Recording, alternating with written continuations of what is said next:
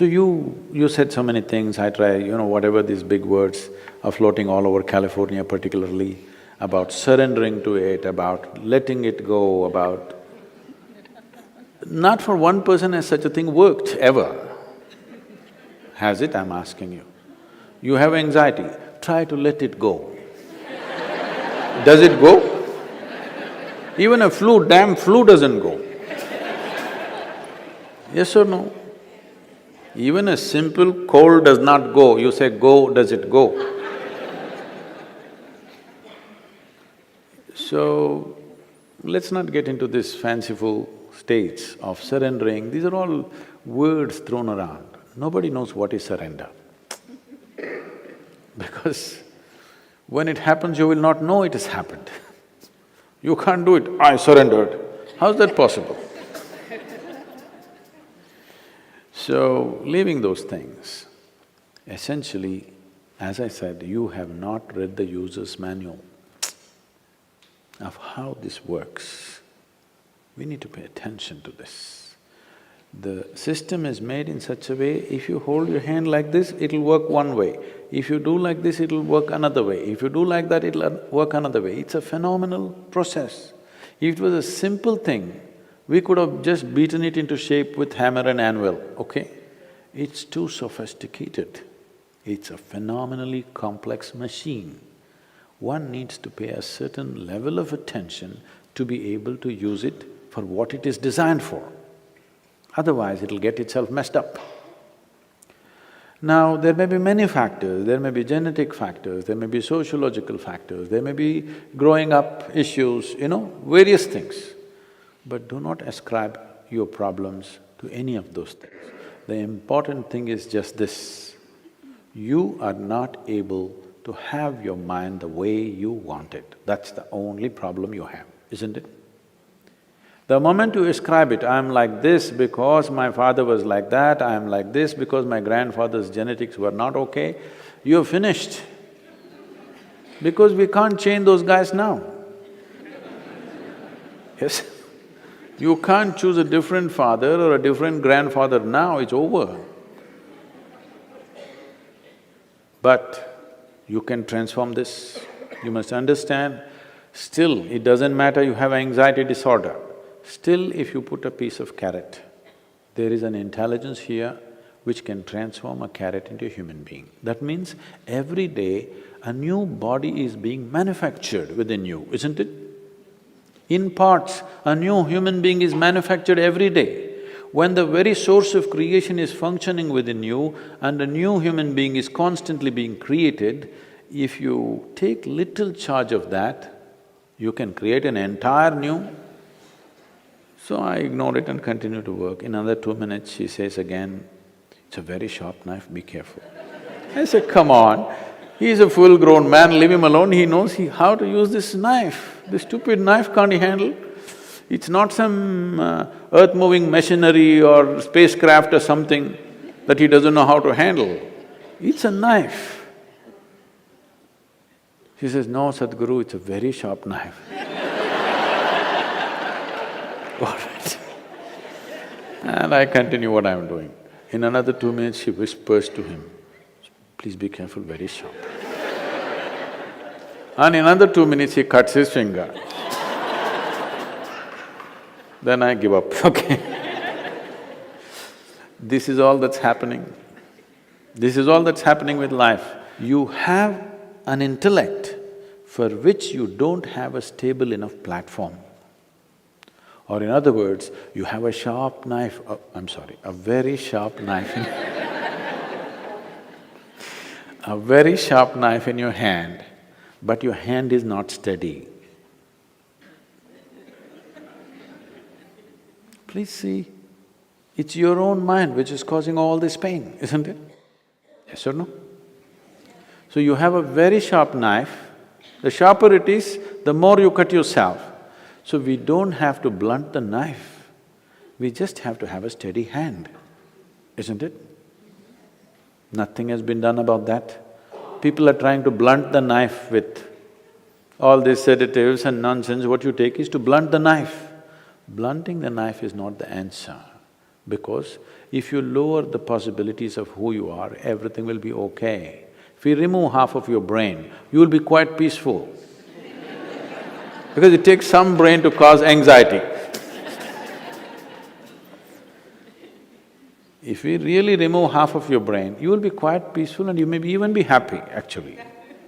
Nothing bothers you. You'll be okay. All right? But that's not what we're looking for. What a human being is looking for is to become limitless in some way. And if this has to happen, you have to create a steady platform. Knife need not be taken away, knife need not be blunted. Only thing is, hand needs to be steadied, isn't it? No process to do that.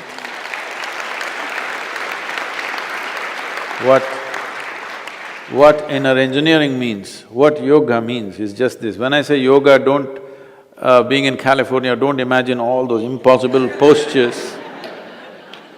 Yoga does not mean postures, yoga means union, okay? The word yoga literally means union. This is the first form of union.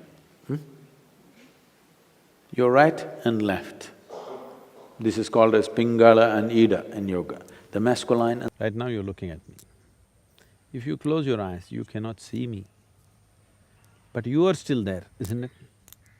So right now, is it you who is looking at me?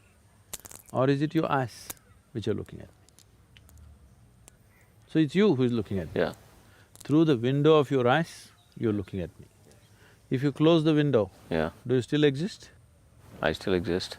So, you are clearly saying you are much more than the body, isn't it? Yes.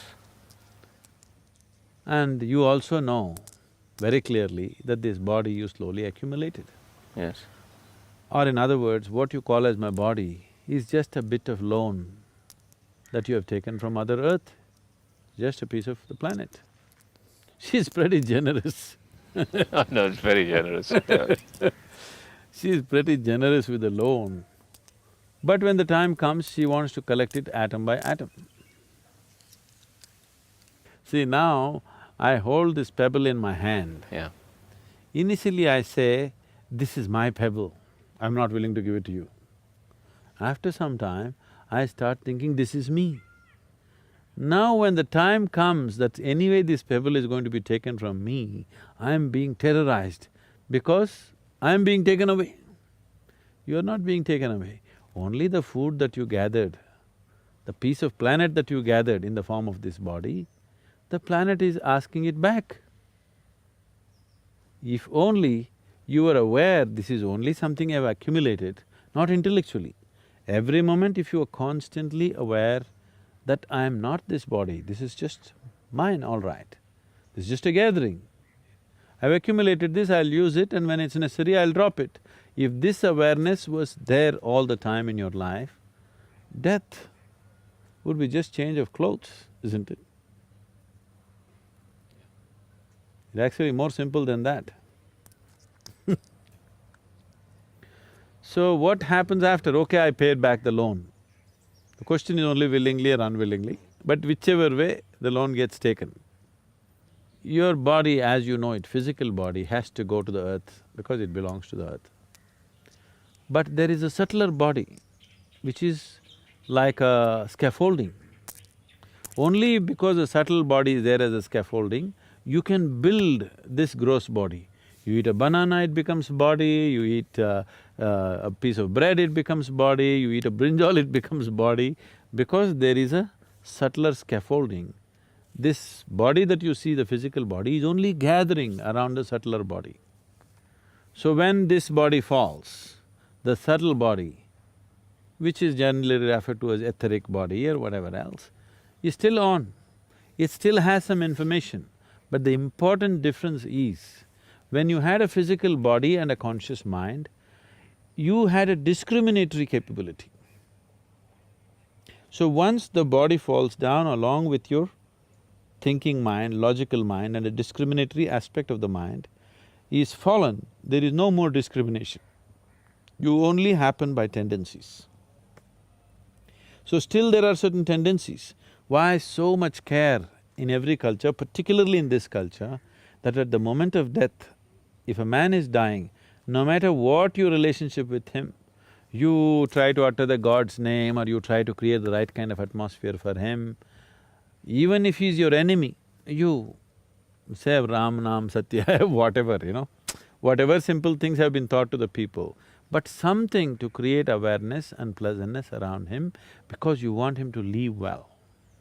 Because at the moment of leaving, in case he is in a certain mode, whatever the mode is, let's say he is in fear mode right now. Now once he loses the discriminatory mind, now there is no control over the fear. See, many times fear arises in your life. Because of your discriminatory mind, you'll say, that's okay, but that it's not like this. You'll reason and try to get out of it. If there is no discriminatory mind, it just snowballs into paranoia. Paranoia not like as living human beings know. Paranoia which grows into a million, billion folds because there's complete absence of discriminatory mind. But suppose you create pleasantness at that moment of death, now this pleasantness also multiplies into a millionfold over because there is no discriminatory mind. Whether it's sweetness or bitterness, pleasantness or unpleasantness, all of this can take on a big proportion if only there is no discriminatory mind. So even when people are living, very little of their discriminatory mind they're using, mostly they're functioning by tendency, which is unfortunate. But once you have shed the body, there is no other way. You will only go by tendency. Unless you've reached a certain level of awareness where you can carry a certain dimension of awareness with you. Otherwise, whatever is your quality will snowball into something very big. If it snowballs into unpleasantness, we say he's in hell. If it snowballs into pleasantness, we say he's in heaven. So heaven and hell are not geographical places, it is a state that somebody gets into. And then reincarnation. You want to come back now? Yes. So if there is substantial amount of information still stored, which is the karma, the karmic substance is still strong, then once, suppose you left out of feebleness of energy, that is you became old, energies became feeble and it rested for some time. So this kind of life energy just rests for some time without too much activity. But suppose the energies did not become feeble, but you broke the body by accident or suicide or somebody shot you in the head or somebody broke your heart, whichever way you broke the body and you left, energies were still intense. Now, this will take a long time for it to become feeble without the body and the mind. If you had a regular body and a discriminatory mind, let us say you would have worked out your karma in the next 10 years and made the energies feeble. But now that you don't have a body, these 10 years may telescope into 1,000 years.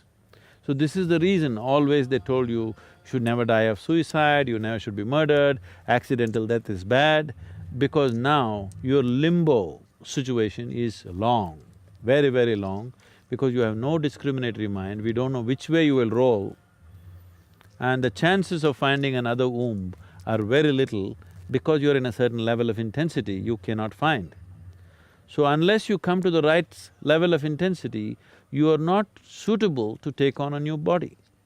So if you died of old age, energies became feeble, everything is fine with your body, you went to bed and you never woke up. Such a person may get back into another womb within 48 hours. But a person who died by breaking his body, either by accident or otherwise, this person may take we don't know how long, depending upon what level of intensity and how much of the information is still there, unworked out. We are going into areas which needs much more elaboration if it needs to be properly understood. Speaking just like this is not good. That's why we always joke about it and skip, we never talk about it because it will lead to all kinds of imaginations, Yeah. unhealthy imagination.